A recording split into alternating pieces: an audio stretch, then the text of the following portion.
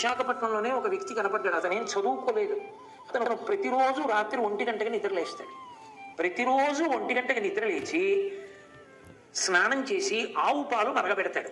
అందులో సుగంధ ద్రవ్యాలు వేస్తాడు. ఓ క్యారేజీలో పట్టుకుంటాడు. పట్టుకుని హోర్న వాన పడిపోతున్నా, శరీరాన్ని చలిగాలి కోసేస్తున్నా, హెల్మెట్ పెట్టుకుని డ్రైవ్ చేయడానికి ఇంకో స్నేహితుడిని అడిగి ఎక్కడో ఉన్నటువంటి తాటి చెట్ల పాలెం దగ్గర నుంచి సింహాచలం కొండ మీద కడతాడు.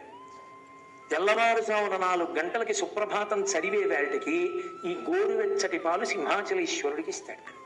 నేనన్నా ఎందుకు కూర్చుని పెట్టుకెడతావు అలా పాలన్నా? అతని మాట నాకు నిజంగా తెల్లబోయేడు చేసింది. అతను అన్నాడు, ఎప్పుడో నేను ఉపన్యాసం విన్నా సింహాచలంలో 30 లీటర్ల పాలు 30 షేర్ల ఆవు పాలు ప్రతిరోజు సింహాచలేశ్వరుడికి సుప్రభాతం పలకగానే నైవేద్యం పెట్టేవారు అని విన్నాను.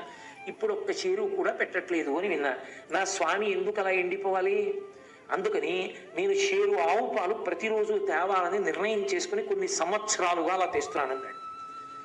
నేను చాలా ఆశ్చర్యపోయాను. అదేంటి ఇంతలా తేగలగడం చాలా, నీవేం చేస్తావు ఉద్యోగం అని అడిగాను. నాకేం లేదన్నాడు.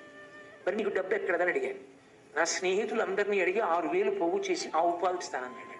ఇది విని ఫారినర్ ఒకడు పెట్రోల్ ఖర్చులతో కలిపి నాకు 8,000 ఇస్తాడు.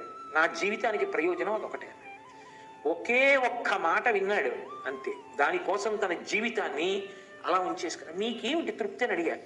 ప్రతిరోజు సింహాచలేశ్వరుడికి తెల్లవారేటప్పటికి ఆయన పాలు తాగే అలవాటు వదిలిపెట్టుకోవలసిన దరిద్రం లేకుండా, ఇన్ని 100 ఎకరాల భూమి ఉన్న స్వామికి పొద్దున్న ఆవు పాలు లేనివాడు అనిపించుకోకుండా నా స్వామి తాగడానికి ఆవు పాలు పట్టుకెడుతున్నాను, నాకు చాలా.